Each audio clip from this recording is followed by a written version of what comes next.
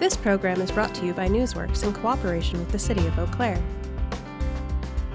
This program is simulcast on WRFP-LP 101.9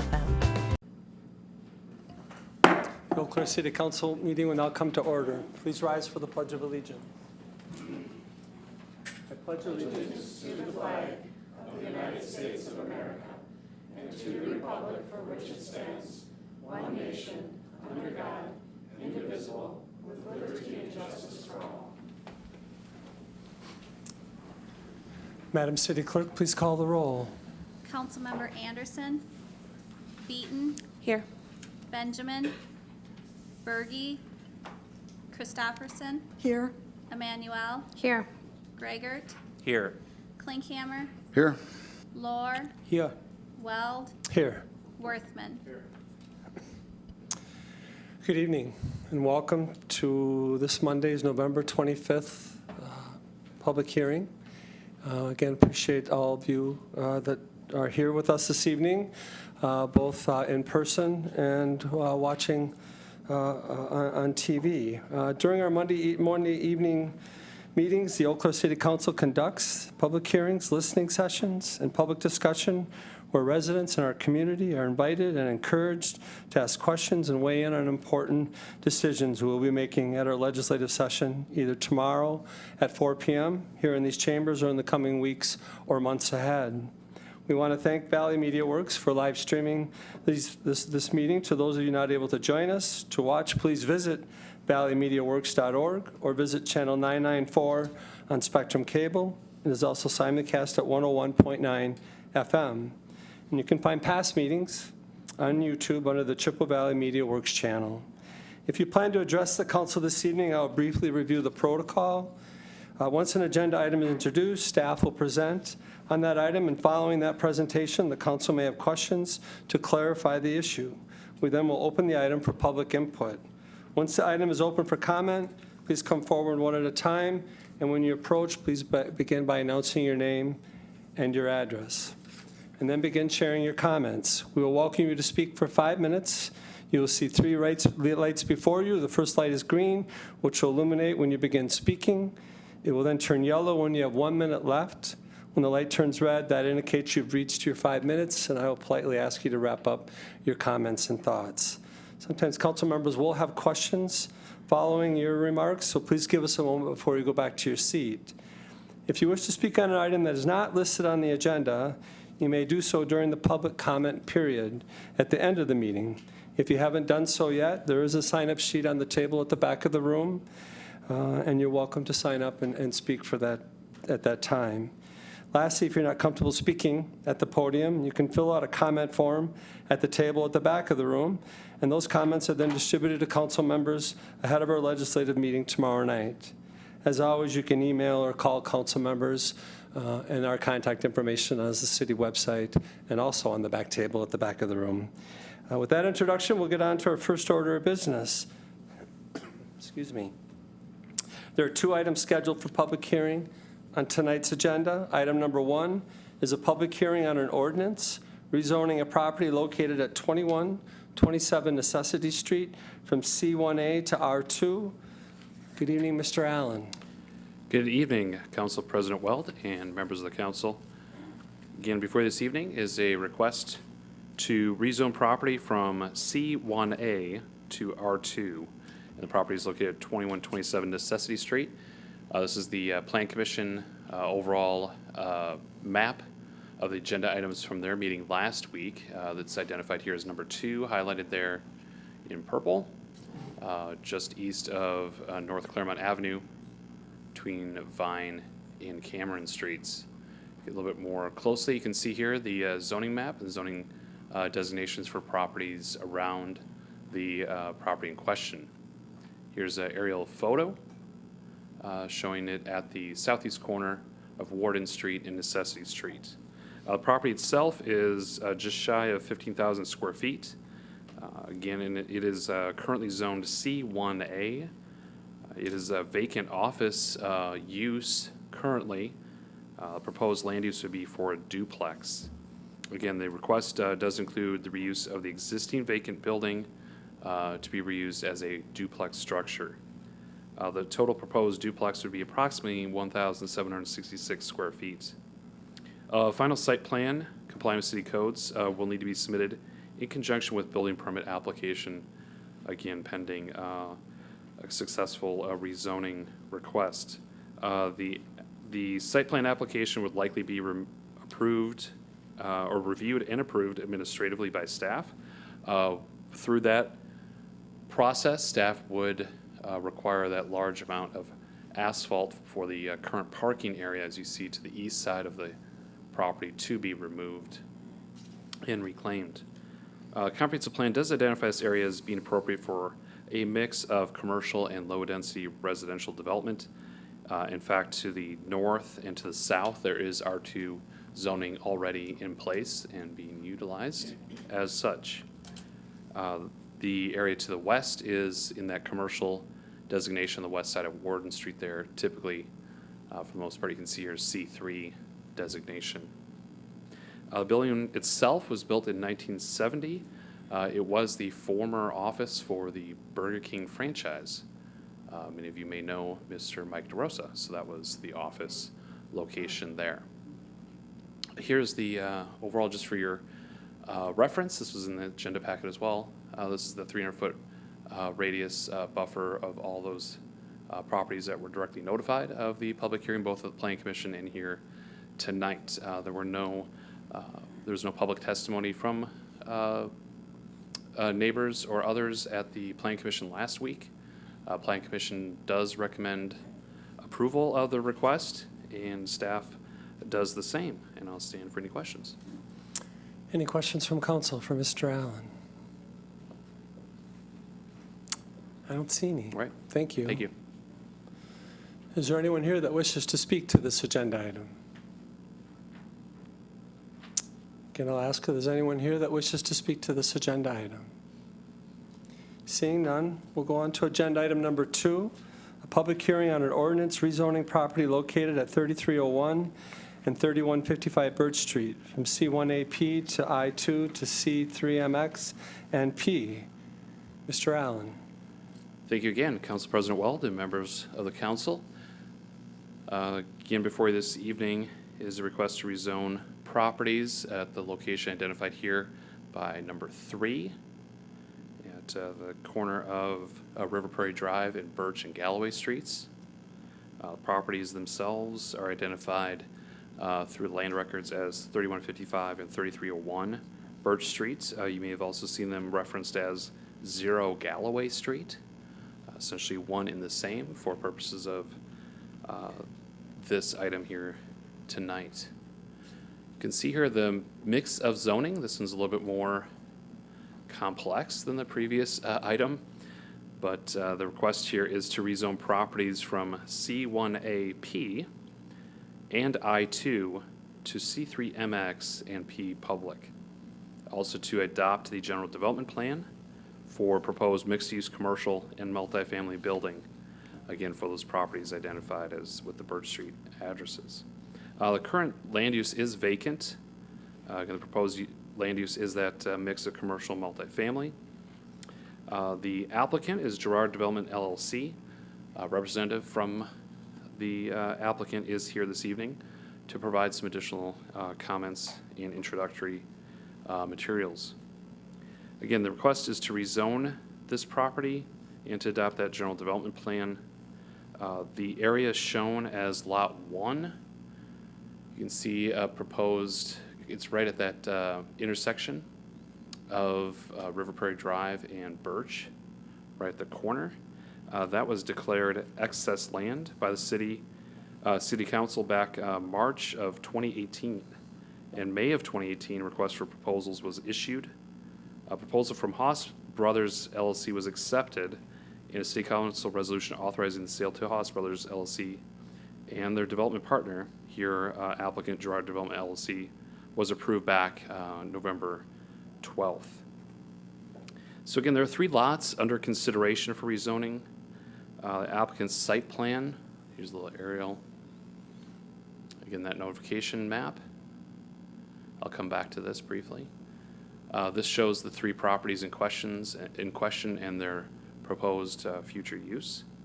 The applicant's site plan identifies these as Lot 1, Lot 2, and Outlot 1. Lot 1, again, as noted, is owned by the City of Eau Claire and is subject to a conditional purchase agreement. Lot 2, immediately to the north along Birch Street there, kind of more of a right-angle triangle. That lot is privately owned and under contract by the applicant. And then Outlot 1, you can see there along Eau Claire River, remains under city ownership and serves as a buffer between the proposed project and the river. Bless you. The proposed project would have a developed area of 1.66 acres. As shown here, that would include the building itself, which is shown in both orange and blue. Orange being the residential portion, blue being the commercial. The parking, which is kind of tucked into that kind of J-shaped building. And then the stormwater, which is the light blue along Birch Street at the corner with River Prairie. Those areas, again, total about 1.66 acres, and that preserves about 1.67 acres, so about 50-50 here split with developed area and open space. 15% open space is required. In terms of density, the allowable density is 21 units per acre or 70 units. The applicant is proposing 80 units of residential development. The MX zoning, much like a planned development through the zoning code, does allow for a 25% increase in density if granted by the Plan Commission through their recommendation for approval. Last week, they have recommended approval of increase in density of those additional 10 units, which is only just over 14%. So not the full 25% that would be allowed. Within the staff report of the Plan Commission staff report, there's a list of requirements that need to be followed in order to allow that proposed increased density. Also later on in the staff report, I provided all the standards and special requirements for MX district. Again, very similar to a planned development process, but again, there are some specific uses, both permitted and conditional, that do apply as well. Some building heights and building materials and arrangements apply as well. So again, backing up to the density, staff does find the proposed development as well to be in substantial compliance with those standards in terms of open space, density, and the request for the increased density. In terms of comprehensive plan, jumping back to that real quickly, it's really hard to see. It's kind of that let's say the AIR kind of in River Prairie is kind of the area in question. It's a mix there. You can see that's the medium to high density residential, that tan color, and then blended again with some red, which is the commercial in that whole area. So that whole intersection is kind of that mix of commercial and higher density residential. Again, staff does find the proposed development to be in substantial compliance with the comprehensive plan as well. With that, again, additional details such as landscaping, stormwater management, lighting, signage, and such will be required as part of the subsequent site plan submittal and approval process with MX district zoning. It is required to go through and provide a general development plan. So that's where you're seeing both the rezoning request here and the general development plan together. Again, very similar to a PD type zoning request. In terms of specifics with the project as proposed, I can certainly get into more of those details if there are any questions, but you can see a proposed extension of the River Prairie Drive trail along Birch Street. Again, general location of stormwater detention. Jump back here quickly as well. Some outdoor recreational space along the north side, including a playground area. And then again, full setback from the top of bank, which is quite a bit down along those hatched areas you see there as well. So with that, here's proposed elevations. Doesn't show it very well here. And the final color rendering as proposed. The lower portion there, the kind of The shorter portion is the commercial area on that south end, and then the 4-story proposed residential on the north end you can see there as well. So with that, again, happy to get into any more details as questions may arise. Again, the applicant is here as well. Any questions for Mr. Allen while he's here? Councilmember Worthman. Thank you, Council President. Mr. Allen, just a couple quick questions. Can you remind me what's proposed for that Lot 2 area?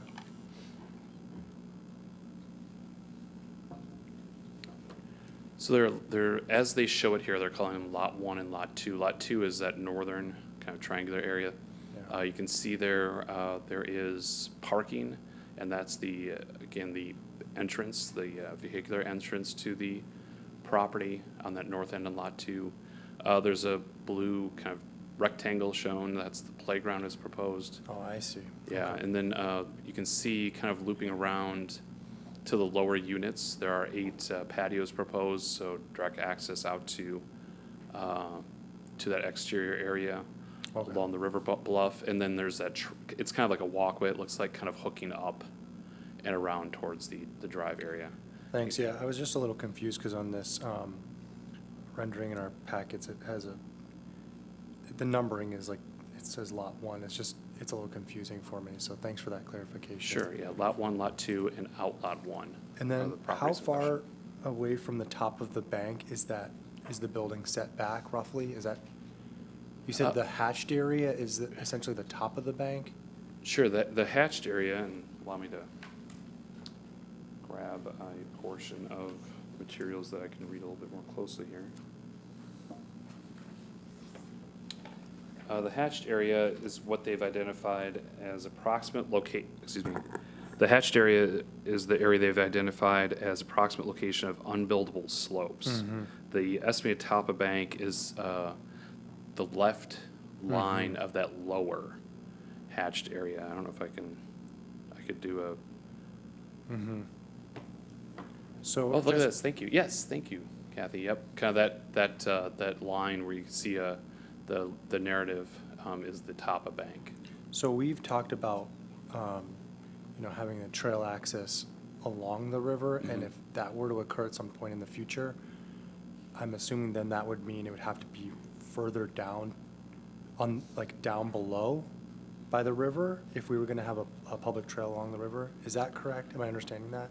I don't know if the city engineer is behind me or not. But, he is not. So I can't defer to his expertise other than to say, I believe the conversations indicated it would more likely be along the top of bank. Okay. So, but again, there's quite a substantial setback for the building because it's almost as if there's a shelf there. There's the steep slopes in that first hatch area to the far right, rising up, and then it levels out. It levels out where that all the narrative is stated there, and then there's more hatched area where there's more steep slopes up to the building itself. So it likely would occur within that shelf area on Lot 1, and not necessarily right along the river itself. Oh, I see, okay. Yeah, That's helpful, thank you. sure. Any other questions for Mr. Allen? I don't see any. All right, Thank you. Thank you. Is the applicant here that they wish to?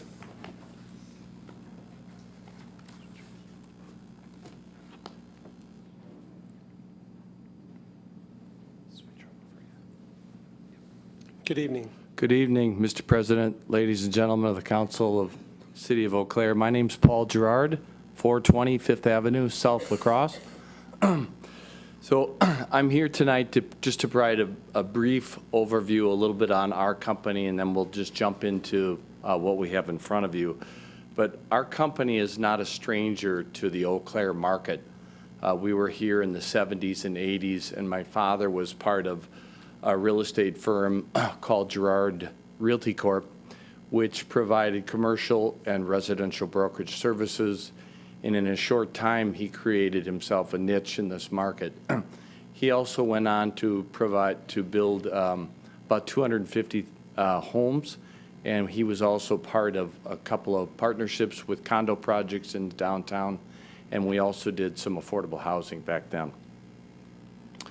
Currently, our company, Gerard Companies Now, is spearheaded by my brother Peter and myself, and that's part of the team there that helps build, develop, and manages housing. We've currently expanded into 7 states, 2,200 units in total, and those are diverse from student, family, elderly, senior housing, market rate housing in many, many markets.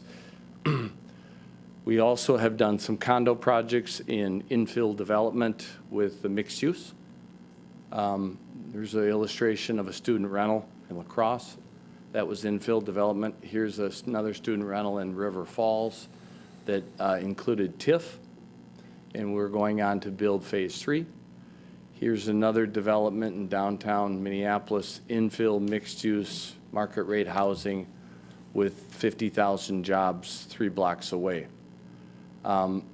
Here's another illustration of some infill housing in Hudson.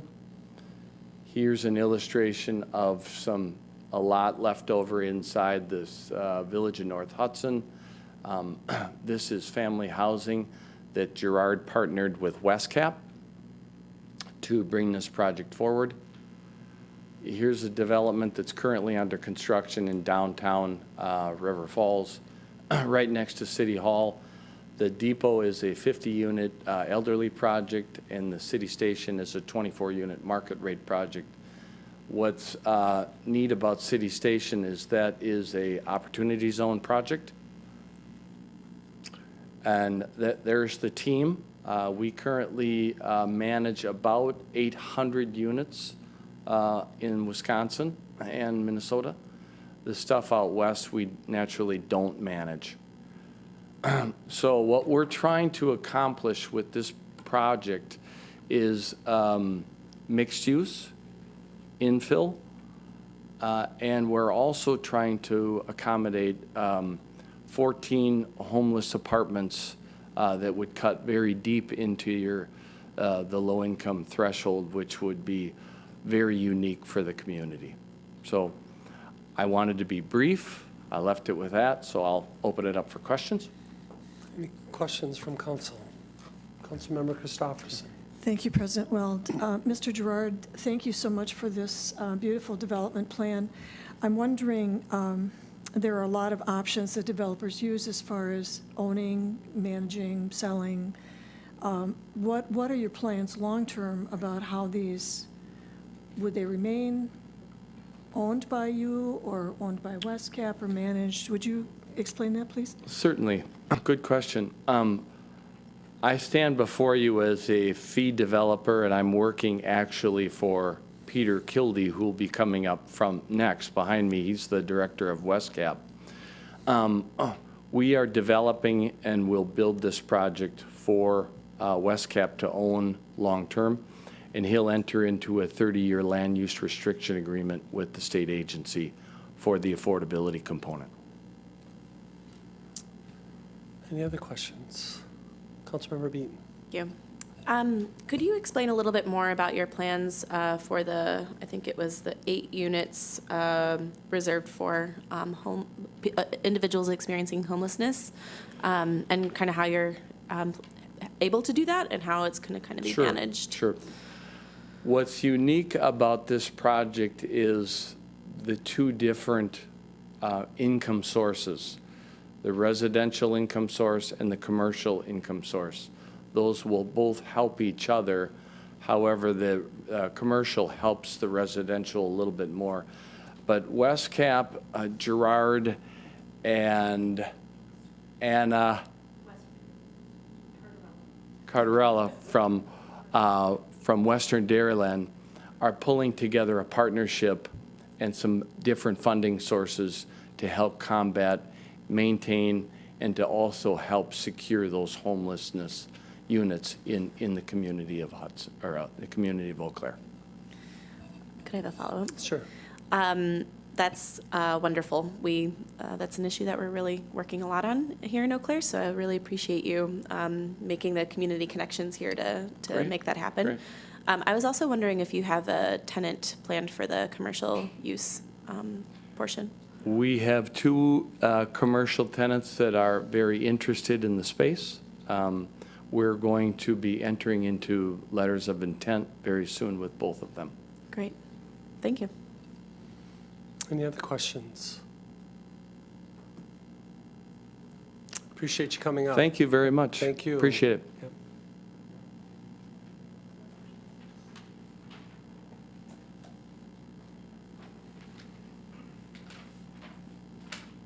Good evening. Hi, council members. Anna Cardarella, 6713 Timber Lane, Eau Claire, 54701. I'm Anna. I am the CEO of Western Dairyland, which is your local community action agency, poverty-fighting organization serving Buffalo, Eau Claire, Jackson, and Trempealeau counties. I was approached by Mr. Gerard and Peter Kildee looking at affordable housing in our area. So Peter Kildee, as well as Western Dairyland, we are CHODOS, Community Housing Development Organizations.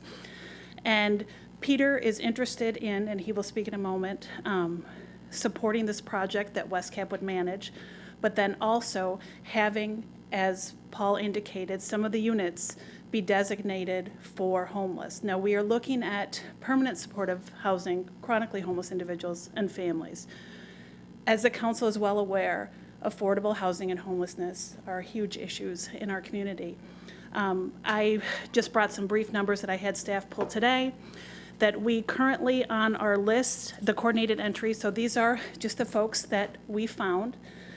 So it would be either found by Western Dairyland, LSS, Beacon House, or Sojourner. We've got 72 families on the list. Average time on the list is 95 days. Longest time on the list is 391 days. 2 of those families are chronically homeless. For households without children, we've got 227 clients on the list. 52 of those are chronic.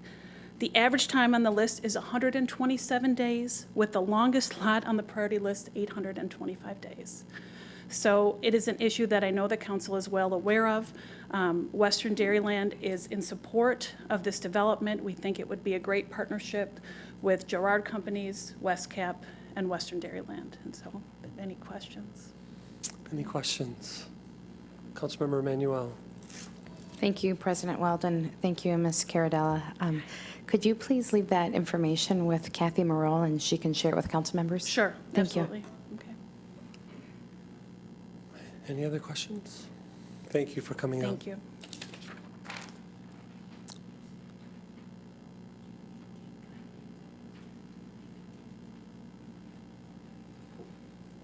Good evening. Welcome. Good evening. Thank you. So I'm Peter Kildee. My address is N5510 50th Street in Wilson, Wisconsin.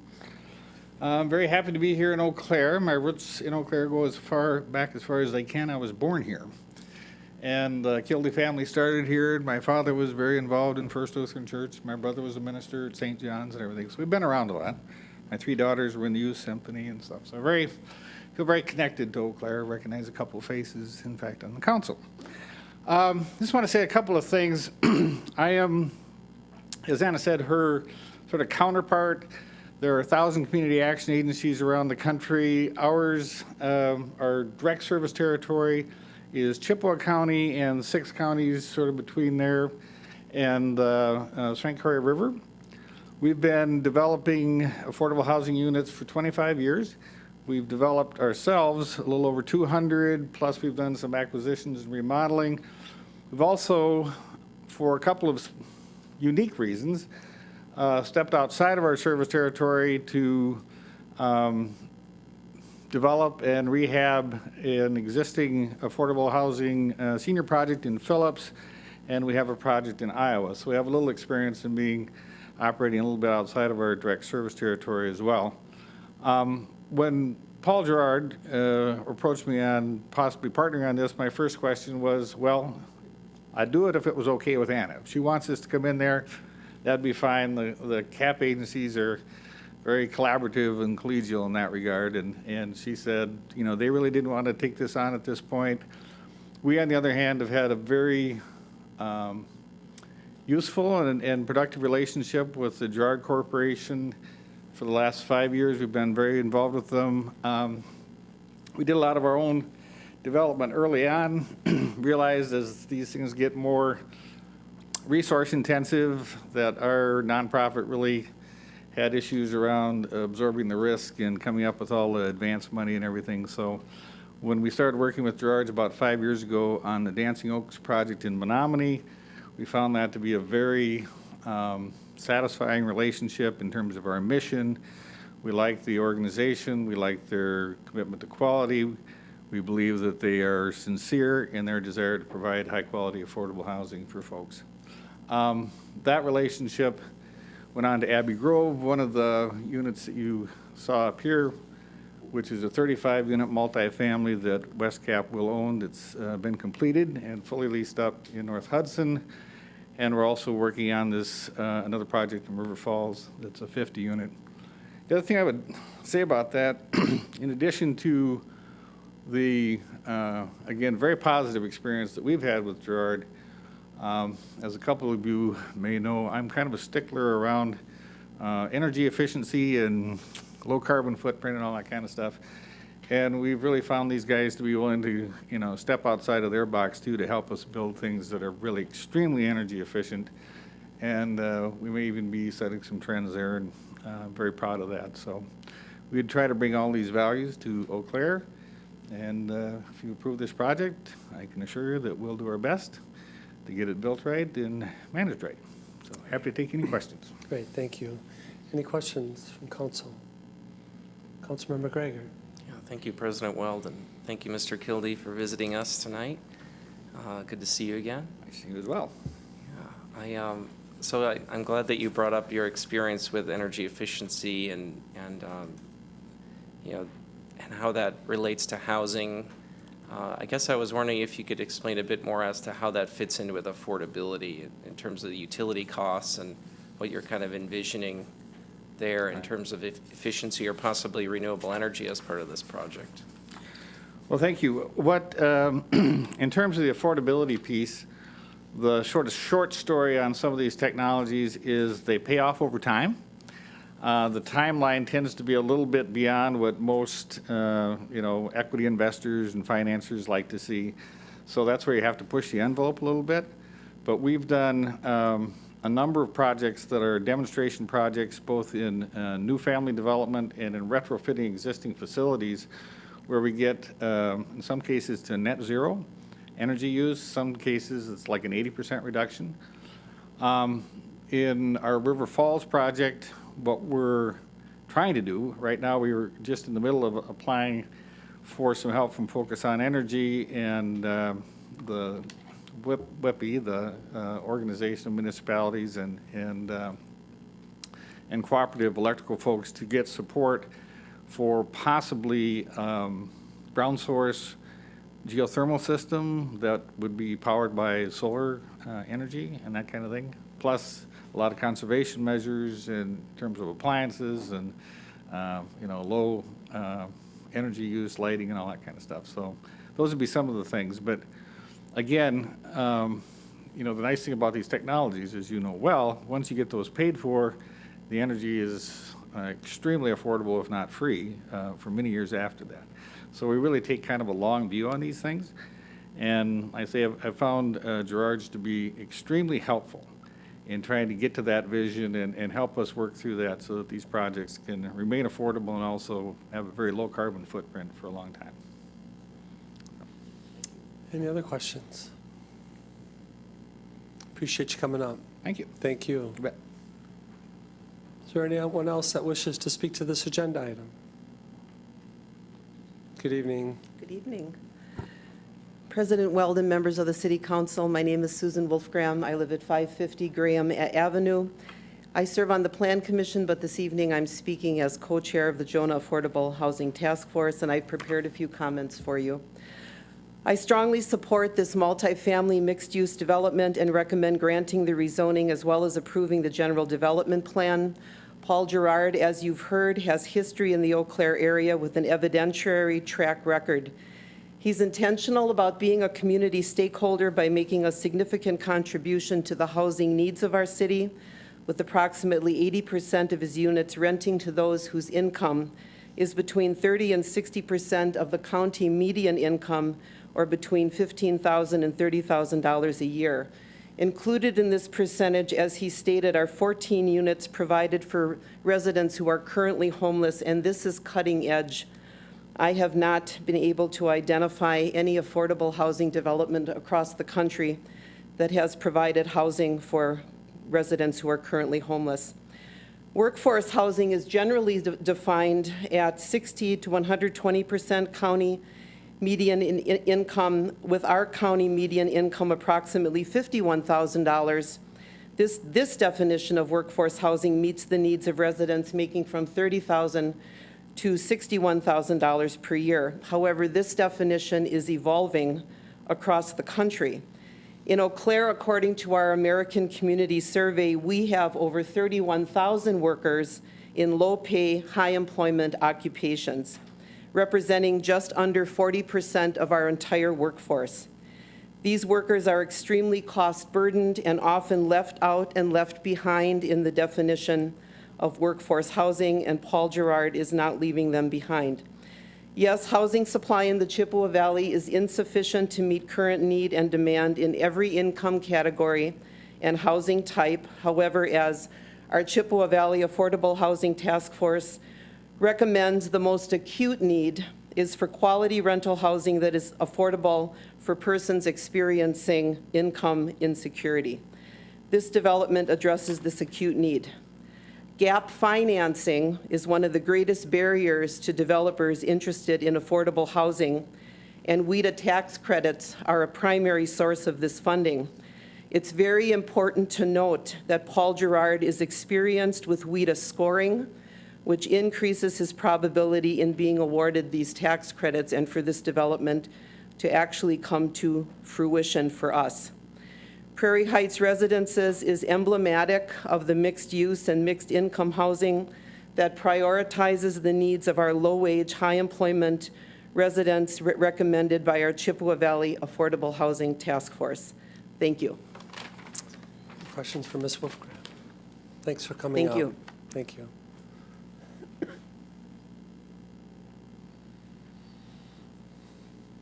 Good evening. Council President, council members. I'm the other half of the duo. I'm Judy Mosley. I reside at 2230 Trimble Street here in Eau Claire, and I am also the co-chair of the Jonah Affordable Housing Task Force. And I find this development to be really exciting. Just from a number of standpoints. And then when I met Mr. Gerard and listened to him explain about his family and his background and the work that he's been doing for decades now, I became even more impressed. I like the fact that he has generational ties to our community, that he has a deep commitment to affordable housing, and that he has extensive experience in developments like this. But I also really like the location of this particular development. When I think of the area that this is in, it is within walking distance of so much of our workforce. I was looking around for somebody whose story I could tell, and I didn't have to go very far because I have an adult son that works at Woodman's. Now, he makes about $14 an hour, a little less than $29,000 a year. That puts him at about 55% of our county median income. Being able to have an apartment that is within walking distance of his workplace, within walking distance of restaurants and stores, within, right on the corner of the bus route, all of this stuff, what that can do to his life is pretty amazing, and I think it can do that for a lot of people. So I like this development. I'm happy to support it, and I hope we have more of this. Thank you. Any questions for Ms. Mosley? Thanks for coming up. Is there anyone else that wishes to speak to this agenda item? Again, I'll ask if there's anyone else that wishes to speak to this agenda item. Seeing none, we will close the public hearings for this evening and move on to our public comment period. Ms. Morol will check to see if there's anyone here that wishes to speak in regards to the public comment period.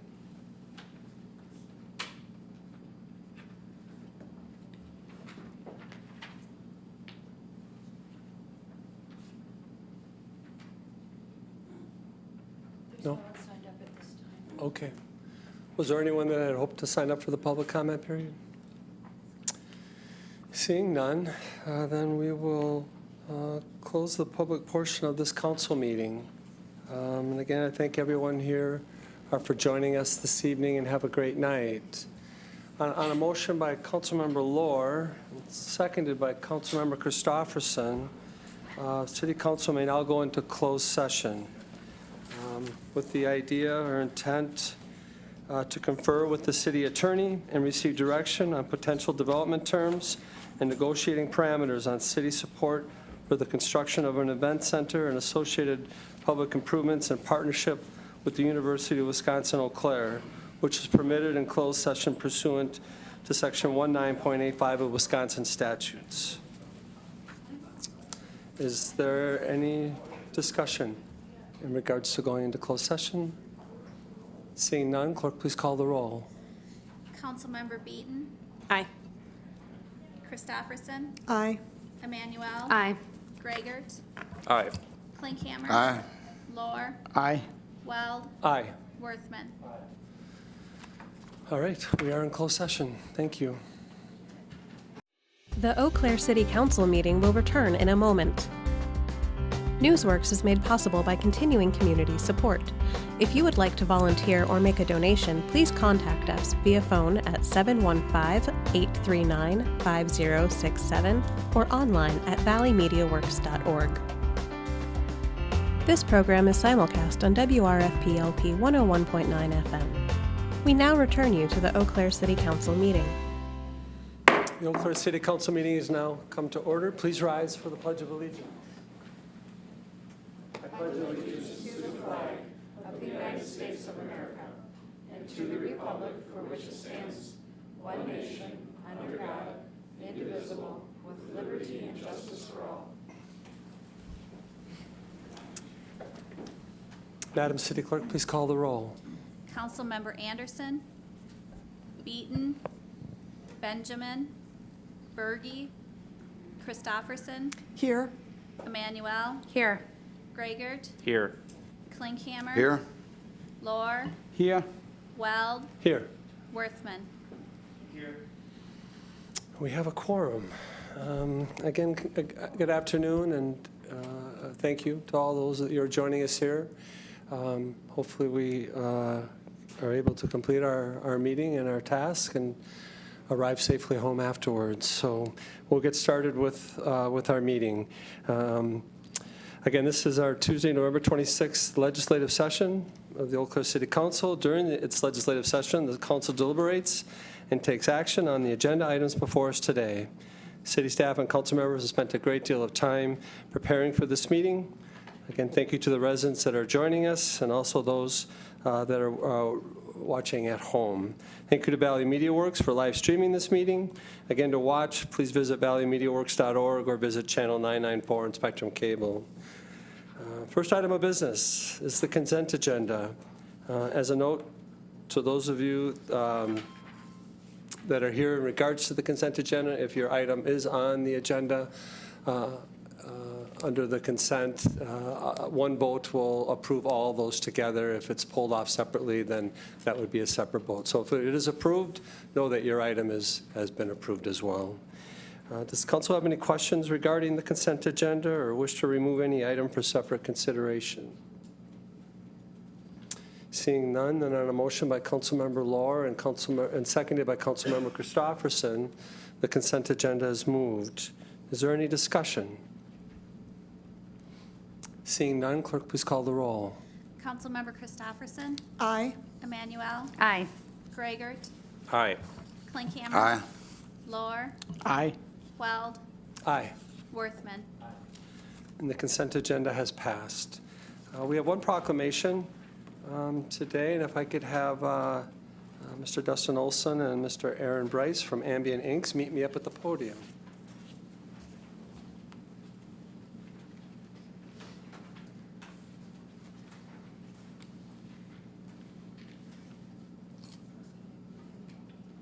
Good afternoon. Thanks for being here. Hi, nice to meet you. So we are here recognizing Small Business Saturday. Obviously, obviously the holidays are here and an important season for a lot of small businesses throughout our community. So with this proclamation in mind, whereas the small locally owned businesses of Eau Claire are vital to our city's economic health, and the U.S. Business Administration estimates that small businesses employ 50% of Wisconsin workers and create nearly 2 out of 3 net new private sector jobs. Some economists state that with every $100 spent, Some economists state that with every $100 spent at a small local retailer, $68 will return to the community through taxes, payroll, and donations to local schools and charities. And whereas small business owners balance long hours, family and career responsibilities, serve as community volunteers, and give back to the community through charities and organizations. And small business owners help cultivate Eau Claire's unique culture through their energy and passion for what they do. The people of Eau Claire are grateful to the small businesses of Eau Claire for their generous contribution to the quality of life that we all enjoy. Now, therefore, I, Terry Weld, President of the Eau Claire City Council, on behalf of the entire City Council and citizens of Eau Claire, do proclaim Saturday, November 30th, as Small Business Day, Small Business Saturday, in the City of Eau Claire, and encourage citizens to support their community small businesses and merchants on Small Business Saturday and throughout the year. Again, thank you very much. Thank you.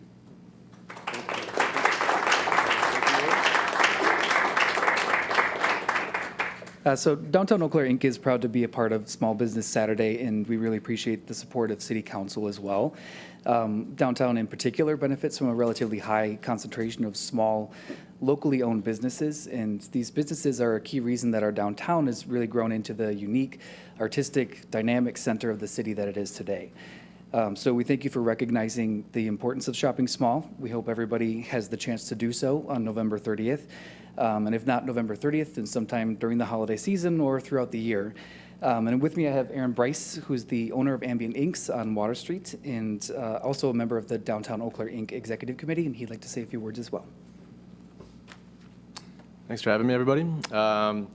Yeah, so mirroring everything Dustin said, it's just really special that, we can place our business in downtown Eau Claire. I remember when Dustin asked me to come out and say a few words, I was reflecting back when we started in Menominee as college kids, and when we, finally needed a space and needed to grow, there was no question that Eau Claire was the next move, just because there was something really beautiful happening here, and we wanted to be a part of it. So it means a lot that the City Council is backing that. I think it's a profound statement to make, and one that I think is going to continue to inspire young entrepreneurs to lay a foundation here. The only other thing that comes to mind right now is that, when I travel, the thing that sticks out is that random shop that I just so happened to stumble into that's owned by, a family or just a small business that really sticks out. It's never the large corporation that I'm like, oh, I'm glad I went to that city and paid a visit to that company, So yeah, once again, thanks so much. It means a lot.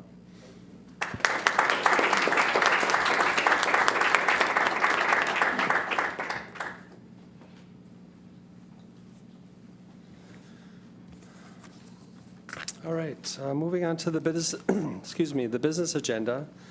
We will begin with agenda item number 9, which is a resolution declaring part of 4203 London Road excess land and authorizing the sale to Southside Holdings LLC. Ms. Basom, good afternoon.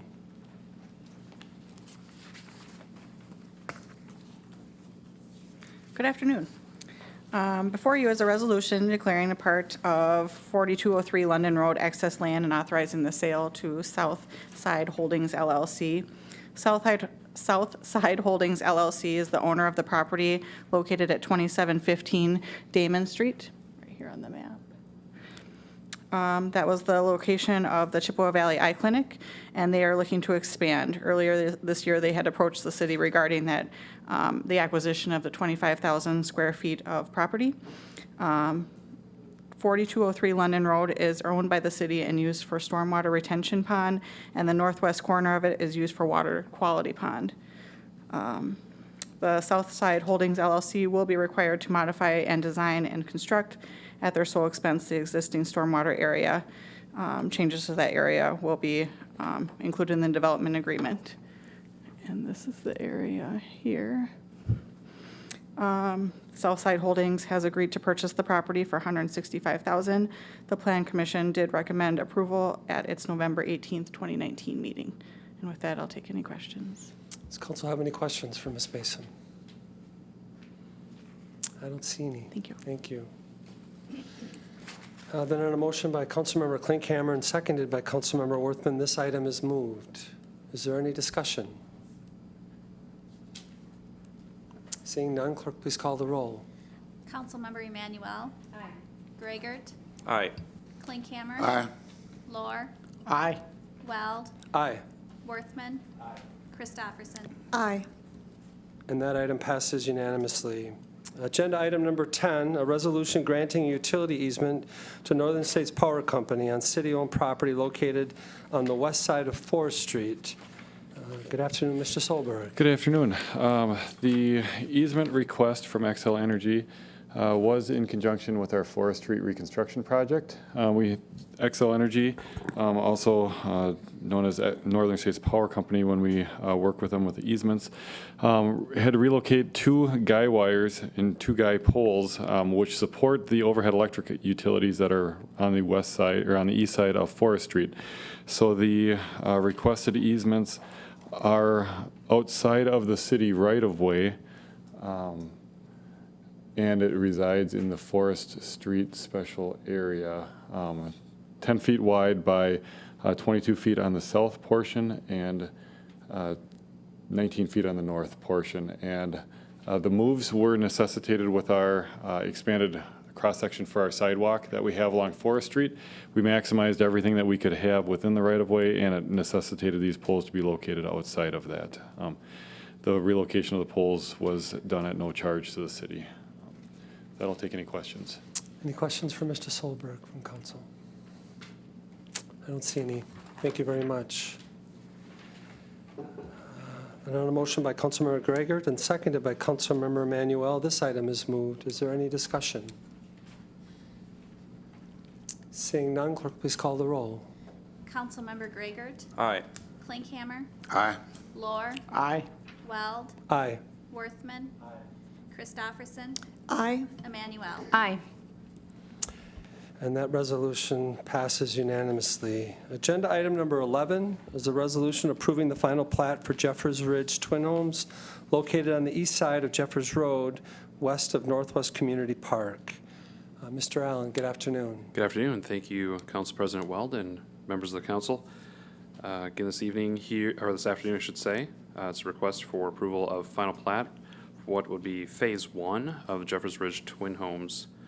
Again, as you see here, located east of Jeffers Road, west of the Northwest Community Park, and south of Wayland Street to the north. The north crossing is to the south here. The project itself is looking at 48 twin homes and 2 outlots. There's a third outlot identified on the map here. That is essentially reserved for the second phase, where there'd be a cul-de-sac coming up off of this extension of Jeffers Ridge Road, or Jeffers Ridge Street, technically. This item went before the Plan Commission at their meeting last week. They have recommended approval for you here this afternoon. Any questions from council? I don't see any. All right. Thank you very much. Thank you. So a motion by Councilmember Lohr and seconded by Councilmember Christopherson. This item is moved. Is there any discussion? Seeing none, clerk, please call the roll. Councilmember Klinkhammer. Aye. Lohr. Aye. Weld. Aye. Worthman. Aye. Christopherson. Aye. Emanuel. Aye. Gragert. Aye. And that item passes unanimously. Agenda item number 12 is a resolution authorizing the city manager to enter into a development agreement with Werzer Builders Incorporated for street and utility improvements within the plat of Jeffers Ridge Twin Homes. Again, Mr. Solberg. Okay, thank you. Again, this development agreement accompanies the plat that was just approved. It's a straightforward development agreement. It spells out that the developers will construct the infrastructure that will support the development to city standards. It provides a financial guarantee to ensure that the work is completed in the form of $760,000 in change. And then upon inspection of the infrastructure construction, the city would assume ownership of that infrastructure. Notable inclusions with the development agreement that come up are in association with the plat. The developers did include an access easement to provide trail easement to Outlot 1, and then on the other side of that is Northwest Community Park, so the neighborhood will have a trail connection to our park facilities. And the second portion of the development agreement is the sidewalk inclusion map, and sidewalk is being required along all properties within this development agreement. So with that, I'll take any questions. Any questions for Mr. Solberg? I don't see any. Thank you very much. And on a motion by Councilmember Klinkhammer and seconded by Councilmember Worthman, this item is moved. Is there any discussion? Seeing none, clerk, please call the roll. Councilmember Lohr. Aye. Weld. Aye. Worthman. Aye. Christofferson. Aye. Emmanuel. Aye. Raygert. Aye. Klinkhammer. Aye. And that item passes unanimously. Agenda item number 13 is a resolution approving the final plat for Trilogy located on the south side of County Road II, east of Highway 93, in the town of Washington. Mr. Allen. Thank you again, Council President Weld and members of the council. This is a request for final plat approval in the extraterritorial jurisdiction, or ETJ.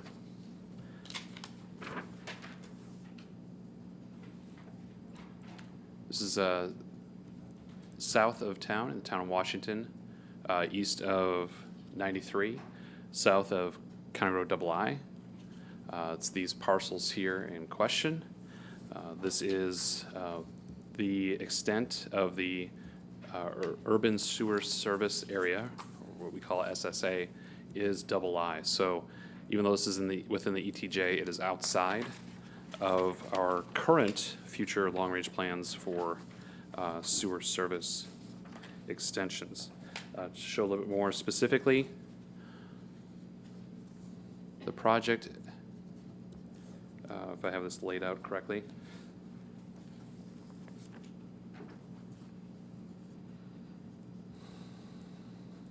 there we go.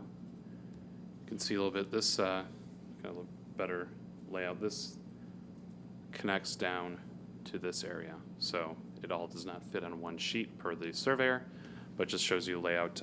Typically 1 acre lots were proposed as single family residential, and then some commercial lots along II.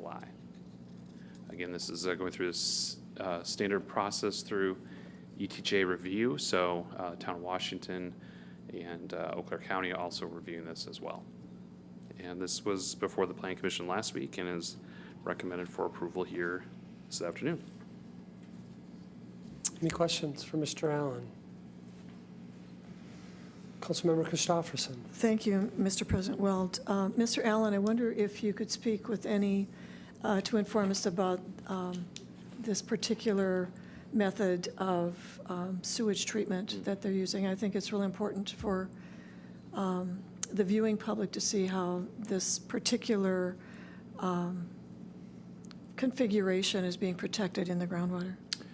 Very good point. It might be worthwhile showing the aerial as well. You can see I believe that's Willow Creek on the south side here. Thank you. Some additional wetlands already delineated throughout the site. Obviously, concerned with multiple individual sewage treatment systems or septic systems. They're looking at 44 single-family home lots, 2 commercial lots. The single-family home lots in particular being serviced by a proposed say, mechanical system, if that's the right term to use, not to speak with too much authority beyond my knowledge level with that system, but the applicant is working through with their engineer to put together more of a corporate or neighborhood style sanitary sewer system. So there will not necessarily be individual septic systems with individual drain fields and or mound systems or anything like that on individual lots, but more of a corporate or community-wide neighborhood system is what's being proposed. May I have a follow-up, please? Certainly. So when that treated water goes into the drain field, it's already clear, purified Correct, water? thank you, yes. So yes, certainly it's a much cleaner system. It's a little bit more technologically advanced, if you could call it that, but it's not a traditional individual lot sewage treatment system. Thank you. And then the HOA actually maintains and sustains that Correct, system for them? that's the intent, is for the HOA or neighborhood association throughout here to maintain that in a community level service. Thank you. Any other questions from council? I don't see any. Thank you very All right, much. thank you.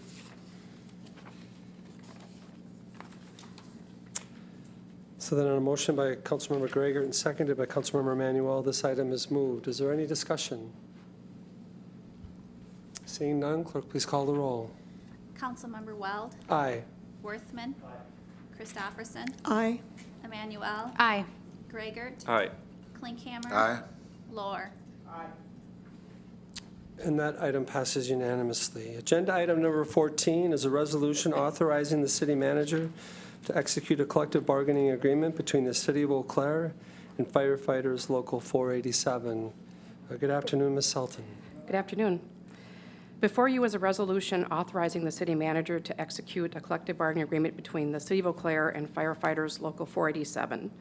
On October 21st, a tentative agreement was reached between the city and Local 487 within council's parameters for a successor collective bargaining agreement.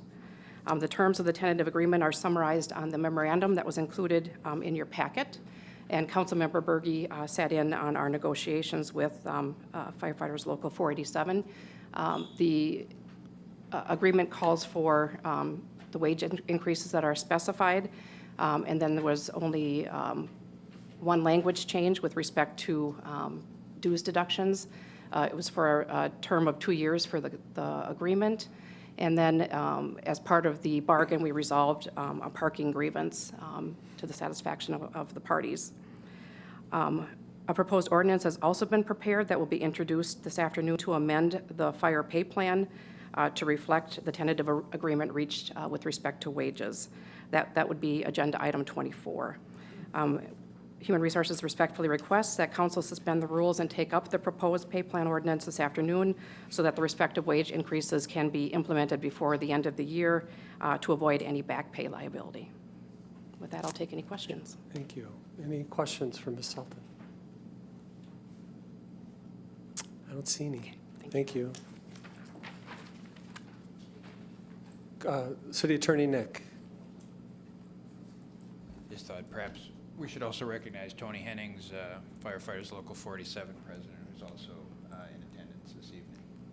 Okay, great. Thank you for being here. Great, thank you. All right, then on a motion by Councilmember Klinkhammer and, I'm sorry, Councilmember Lohr and seconded by Councilmember Christopherson, this item is moved. Is there any discussion? Seeing none, clerk, please call the roll. Councilmember Worthman. Aye. Christopherson. Aye. Emmanuel. Aye. Gragert. Aye. Klinkhammer. Aye. Lohr. Aye. Weld. Aye. And that item passes unanimously. Agenda item number 15 is a resolution establishing the 2019 tax levies for taxes collectible in 2020 and setting the tax roll for all governmental units within the City of Eau Claire. Mr. Wenzans.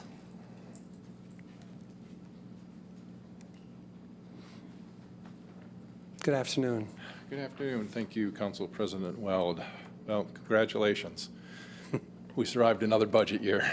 Well, most of That's us great. anyway. It looks like we Yep. lost 4, but Heavy casualties.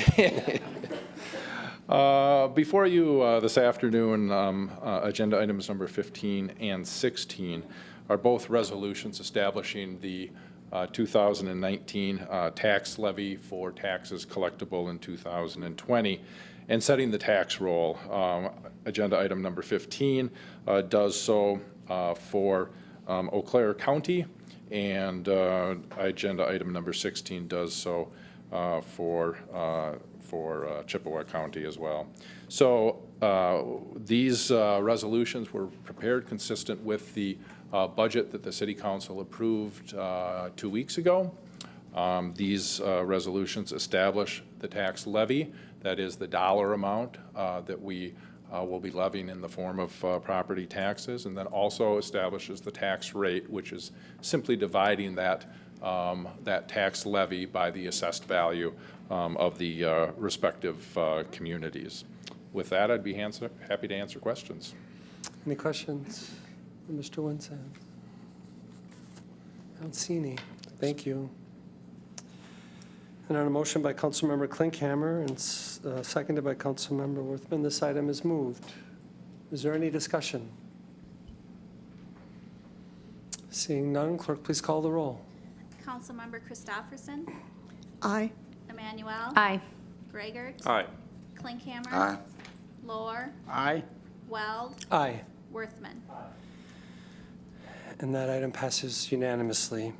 Agenda item number 16 is a resolution levying tax rates for all taxable real and personal property in the 2019 tax roll of the City of Eau Claire located in Eau Claire and Chippewa counties. Is there any additional questions for Mr. Winsand regarding this agenda item? Then on a motion by Councilmember Greigert and seconded by Councilmember Manuel, this item is moved. Is there any discussion? Seeing none, clerk, please call the roll. Councilmember Emmanuel. Aye. Greigert. Aye. Klinkhammer. Aye. Lohr. Aye. Weld. Aye. Worthman. Christopherson. Aye. And that item passes unanimously. Agenda item number 17 under ordinances for action is an ordinance rezoning a property located at 2127 Necessity Street from C1A to R2. Does council have any additional questions for Mr. Allen?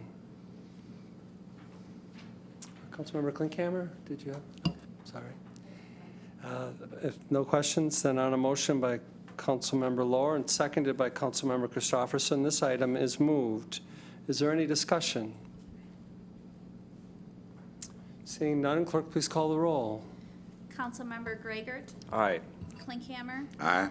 Lohr. Aye. Weld. Aye. Worthman. Christopherson. Aye. Emmanuel. Aye. And that item passes unanimously. Agenda item number 18 is an ordinance rezoning property located at 3301 and 3155 Birch Street from C1AP to I2 to C3MX and P. Again, any questions from council for Mr. Allen? Seeing none, then on a motion by Councilmember Klinkhammer and seconded by Councilmember Worthman, this item is moved. Is there any discussion? Councilmember Emmanuel. Thank you, Council President Weld. I just want to say thank you to our community and all the people who have been advocating for affordable housing in a meaningful way and lifting people up. For the first time, we have a developer who is coming to our community to say, we'd like to put something up that not only allows for mixed use, which is good, and residential, which is good, but to say we're going to go on record and create 10 housing units for people who are chronically homeless. That is substantial. And I think it's taken a lot of courage and pragmatism to get this done, because it's maybe easy to have ideas out there, and then to come together with the plans of how to actualize it and make it work is another thing. So thank you to the staff who helped work with the developers to get this idea to council. And thank you to the community for having a vision and a dream that we should be lifting more people up. Thank you, Councilmember Emmanuel. Councilmember Worthman. Thank you, Council President. And I want to just speak to this too. And I think what we're seeing is really a shift in culture in our community about how we're thinking about housing. The fact that we are a growing community, that we're taking a lead right now in figuring out how we make more affordable housing for everyone in our community, but also how we invest in a quality of life. And we heard about the walkability of the neighborhood. We heard about jobs. We heard about the health of people that are going to be living in this area specifically. It's by the river. It's by our parks. We'll hopefully have some future public infrastructure that provides even more for that area. So I think one of the things that we ought to be proud of is the fact that we have so many great staff, developers, builders in our community that are thinking about not only how do we just build more housing, but how do we make sure that it's improving the quality of life for everyone in our community and continues to make us an attractive community into the years to come. So I'm really proud of this project. Thank you, Councilmember Worthman. Councilmember Christopherson. Thank you, President Weld. I would like to amplify those comments, but I also want to say that when builders have a concept, they look for the community that they're going to build in. And I think that says a lot about Eau Claire as well, because now we have really experienced developers that have all of the tools that we really need to enrich our community. So it says something about how we positioned ourselves. It also says something about what we're expecting of our culture and what we are asking for our residents here. But it really does say that we're on the map for some really skilled developments, and I'm grateful for that. Thank you. Thank you, Councilmember Christopherson. Councilmember Gregor. Yeah, thank you, President Weld. I certainly want to add to that. I think, when this was in front of Plan Commission and when it's in front of us now, I mean, we're voting on a zoning change, and we have a site plan coming, and so there are some more details. But I think it's great that we're able to make use of this piece of property that's pretty unique in the community as an entrance to the city, actually, from another impressive city next door in Altoona. So it's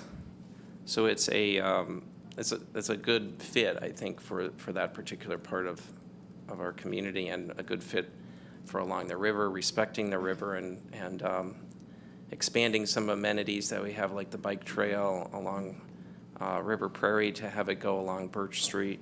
I also was, I think some of these details are coming, but it's a huge opportunity to expand what we consider, a green building in the community for to enhance affordability of housing and environmental sustainability of housing. So, and the fact that it's on a transit line too, or in two different bus routes that we have, it's essentially a transit-oriented development example too. So it kind of hits a lot of things that make me excited, and I look forward to see the site plan at Plan Commission. So, thank you, Councilmember Gregor. Any other discussion? I would just like to say thank you to the developer, to staff, to the task force, to this entire community for embracing affordable housing and making it a priority. And obviously, the work of this council, who have a lot of dedicated, a lot of dedicated individuals, has made this a priority as well. I'm appreciative to everyone, and certainly look forward to more projects like this in the future. So, thank you. Any other comments? No? All right, then, on a motion from Councilmember Klinkhammer and seconded by Councilmember Worthman, this item is moved. Is there any discussion? Seeing none, clerk, please call the roll. Councilmember Klinkhammer. Aye. Lohr. Aye. Weld. Aye. Worthman. Christopherson. Aye. Emmanuel. Aye. Gregert. Aye. And that item passes unanimously. Agenda item number 19 is an ordinance amending the Code of amending the Code of Ordinances to utilize People First language in official City of Eau Claire oral and written communications documents and publications. Mr. Nick, did you have any presentation? Thank you. Just briefly, yeah, this ordinance comes forward as another one of the steps in response to a city council resolution asking that the city review its policies, documents and its code of ordinance, and attempt to utilize people first language when possible. So our staff has gone through that code of ordinance with a particular amount of help from my paralegal, Janine Wheelahan, so certainly thanks to her going through that fairly substantial code. And in doing so, we found 4 areas where we felt that changes should be made consistent with council's direction. Most of them, you'll see all of them in front of you, but there are 4 ordinances. Most of them deal with a change to either a person or persons with disability as opposed to terms previously used of disabled or handicapped primarily. There's some other, more archaic terminology, but most of them center around that language change. And so from there, if you've got any other questions, happy to try to answer them, but the changes were informed by resources we were able to find online in terms of more preferred usage. The only one that, and it only came up once, but we did propose a change on the term elderly. There's really no consensus around that term, and frankly, geriatric journals still indicate elderly is the correct term, and very elderly for individuals over 85, but consistent with the direction of council, we've proposed a people first alternative there for your review and comment. Any questions for Mr. Nick? Seeing none, then on a motion by Councilmember Gregert and seconded by Councilmember Emanuel, this item is moved. Is there any discussion? Seeing none, clerk, please call the roll. Councilmember Lohr. Aye. Weld. Aye. Worthman. Aye. Christofferson. Aye. Emmanuel. Aye. Gregert. Aye. Klinkhammer. Aye. And that item passes unanimously. Agenda item number 20, I'm sorry, these are ordinances for introduction.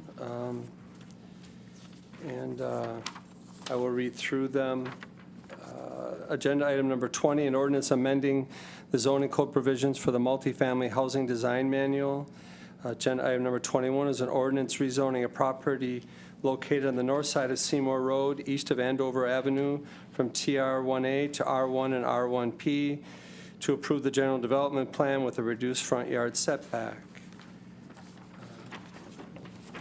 Agenda item number 22 is an ordinance in accordance with section 66.0217 Wisconsin statutes annexing to the city of Eau Claire, and particularly to the 14th Assessment Ward, 4th Aldermanic District, being a part of the southwest of the southeast of section 22710 West and northwest of northeast of section 112710 West, Town of Union, Eau Claire County, as shown on planning drawing number 19-5A.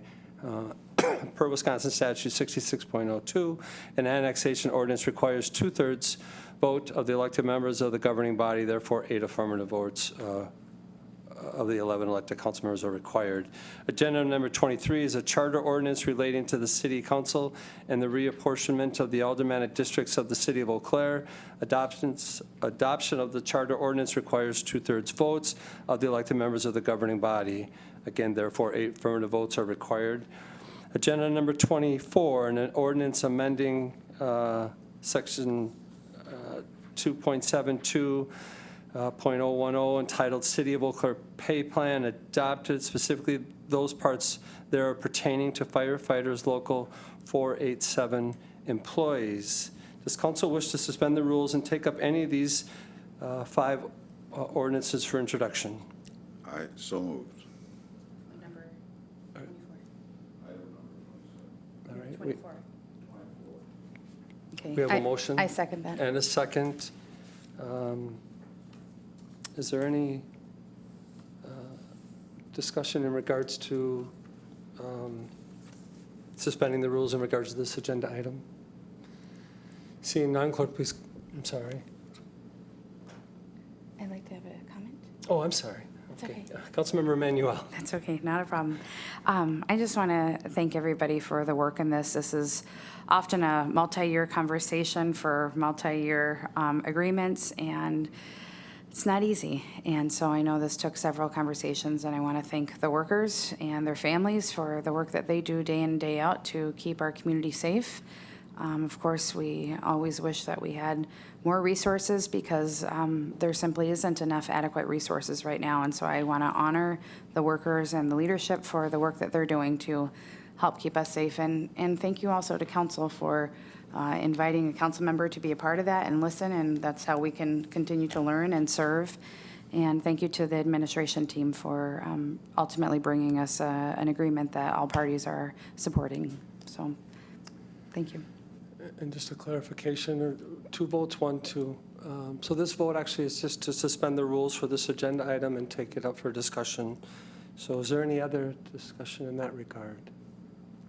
Seeing none, clerk, please call the roll. Councilmember Weld, Aye. Worthman.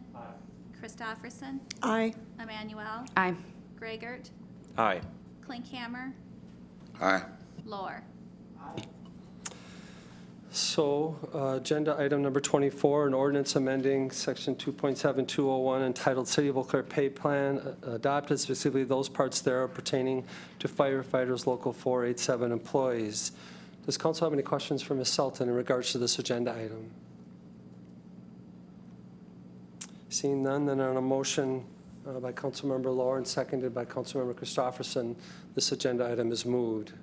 Is there any discussion? Seeing none, clerk, please call the roll. Councilmember Worthman. Aye. Christofferson. Aye. Emmanuel. Aye. Greigert. Aye. Klinkhammer. Aye. Lohr. Weld. Aye. And that agenda item passes. Which takes us to announcements. City Manager Peters. Thank you, Council President Weld. Just a couple of announcements. On Friday, the December 20th, the Chamber will be holding their annual holiday breakfast. And this is thinking a little bit further ahead, but February 25th is the Chippewa Valley Rally. It also happens to be your Tuesday council meeting. So we'll have to work through that in terms of who wants to go to that, and perhaps still we'll see what we can do about maybe having a lighter agenda, for that. This is the first time I believe that they've had it on a Tuesday instead of a Wednesday. But just put that out there so that we can start considering and working through that. And then finally, we'll be closed on Friday for the Thanksgiving holiday. And I'd certainly like to wish all of you a safe and reflective time of gratitude and friendship with your family and friends. And have a great holiday, and we'll see you in December. Thank you, Mr. Peters. Is there any other announcements from council?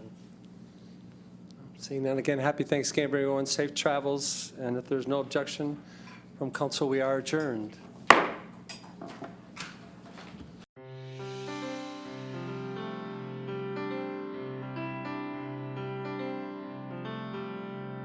This program was brought to you by a cooperation between Newsworks and the City of Eau Claire. A transcript of this meeting is available for the hearing impaired. It will be available within 7 days of this telecast.